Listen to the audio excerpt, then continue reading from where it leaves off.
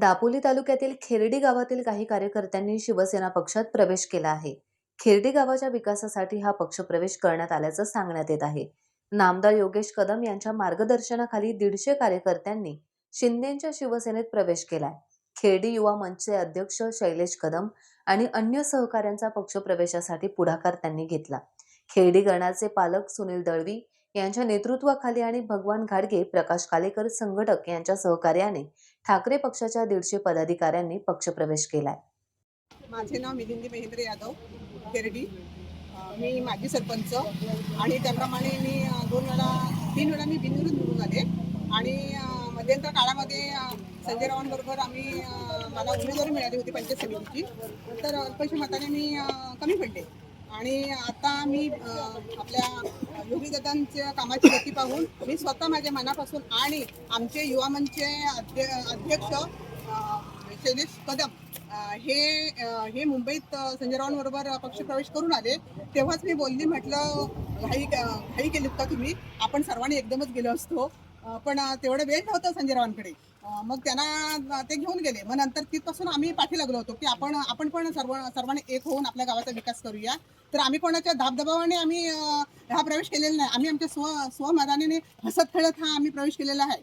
त्यामुळे कोणाला काही जर वाटत असेल तर ही सगळी खोटी बातमी आहे असं मी खणखणीत सांगते. ओके. माझे नाव संजय श्रीपद मादलेकर. मी गेली 2015 पासून 2020 पर्यंत उपसरपंच म्हणून पद भूषवलेलं आहे आणि आता ग्रामपंचायत सदस्य म्हणून आहे. तर आता पाहता योगीदादांच्या कामाची गती पाहता आम्ही आमच्या सकुशेने योगीदादांच्या पक्षामध्ये प्रवेश केलेला आहे आणि कोणाच्या दबावाखाली केलेलं नाही. त्यामुळे काही लोकांना असं वाटत असेल की कोणीतरी जबरदस्ती करून त्यांच्याकडून प्रवेश करून घेतला असेल तर ती बातमी खोटी आहे. स्वतःच्या मनाने सगळे केलेलं असेल आणि जे आमच्याबरोबर आमची लोक होती त्यांना आम्ही सगळ्यांना घेऊन सोबत गेलेलो. म्हणणं आहे की मोलमजुरी करणाऱ्यांच्या गळ्यात पट्टे घातले तर आम्ही शेतकऱ्याची पोरं आहोत. आम्ही कुठे एसी मध्ये आणि ऑडी गाडीन फिरणारे लोक नाही आहोत. आम्ही शेतकऱ्याची पोरं आहोत. हा 14 वाड्यांचं गाव आहे, हे शेतकरी लोकांचं गाव आहे. मोलमजुरी करणारे लोक आम्ही आहोत. पण ही कुणाला काय धरून बाजून आम्ही काय प्रवेश केलेला नाही. सगळ्यांनी जो प्रवेश केलेला आहे ते सुशिक्षित आणि सगळे घरचे सदन असणारे लोक, पदाधिकारी आणि स्वाभिमानाने लोकांनी प्रवेश केलेला आहे. ती कुणाला जबरदस्ती केलेली नाही. ती आली जायचं आपल्या जी बातमी आहे ती पूर्ण चुकीची आहे आणि ह्याचा खोडसाळपणाने कुणी बातमी द्यायचा प्रयत्न याच्यापुढे करू नये. मात्र या पक्षप्रवेशामुळे अनिल जाधव यांचे मन दुखावले आहे का? आता ते माझे मित्र आहेत. अनिल जाधव हे माझे मित्र आहेत. आता मला बोलण्यासारखं बरंच काय आहे. अनिल जाधव माझे मित्र आहेत. ते सरपंच होते आणि त्यांनी सरपंच असताना बरीच चांगली कामं केलेली आहेत. पण त्यांनी काही कालांतराने ते परत RPI मधून उभाटामध्ये आले. उभाटामध्ये आल्यानंतर माझ्याच सहकार्याने ते जिल्हा सरचिटणीस झालेले आहेत.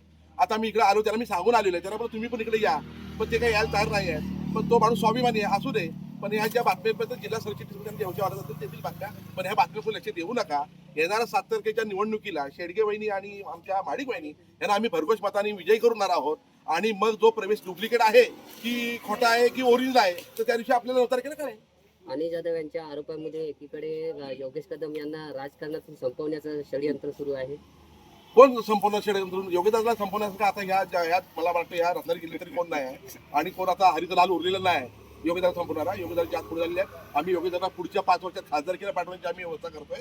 त्यामुळे योगीदादा संपवायची कोणी भाषा करू नये. अनिल जाधव यांनी दुसरा सुद्धा आरोप केला होता की पक्षाचे नवीन कार्यकर्ते पक्षप्रवेश करतात आणि सभेला जमा होतात, त्यांना पैसे देऊन बोलवली जाते, हा त्यांचा आरोप नाही. तो बिनबुडाचा आरोप आम्ही काय मान्य करणार नाही. त्यांनी असेल तर गोष्ट सिद्ध करून दाखवावी आणि हा जो प्रवेश केलेला आहे त्यातले 4 लोकांना उभं करून सांगायचं की आमच्यावर जबरदस्ती करून प्रवेश केला, सिद्ध करून त्यांनी बरं. नमस्कार.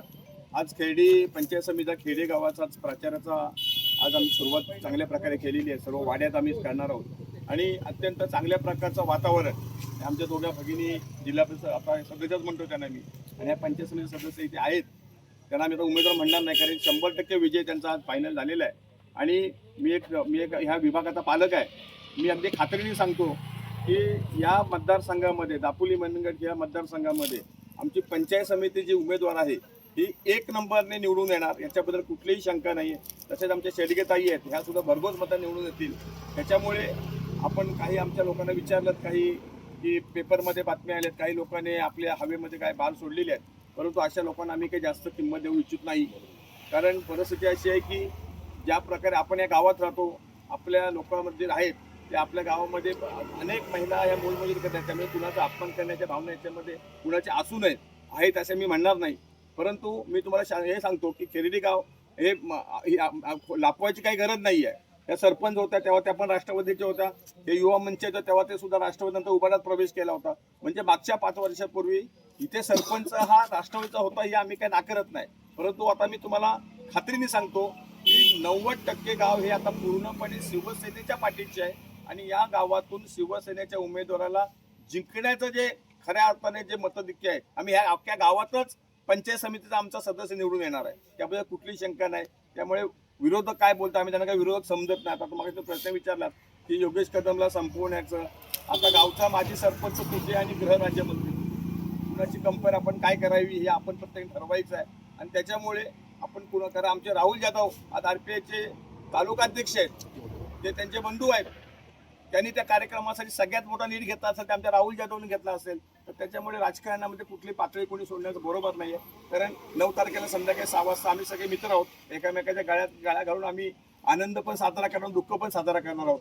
तर त्याच्यामुळे तुम्ही ह्या गोष्टी काय फक्त आम्हाला हे सगळं बोलण्याची गरज पण नव्हती. कदाचित ती आज रत्नागिरीतनं बातमी नसती आली, तुमच्या माध्यमातून काल बातमी नसती आली, तर कदाचित आम्हाला ही बोलण्याची वेळ पण नसते आली.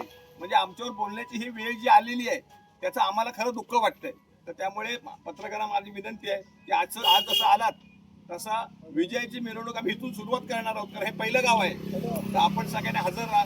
धन्यवाद. जय जय महाराज. टाइम्स डिजिटलला लाईक करा, सबस्क्राईब करा, शेअर करा आणि बेल आयकॉन दाबायला विसरू नका. पाहत रहा टाइम्स डिजिटल.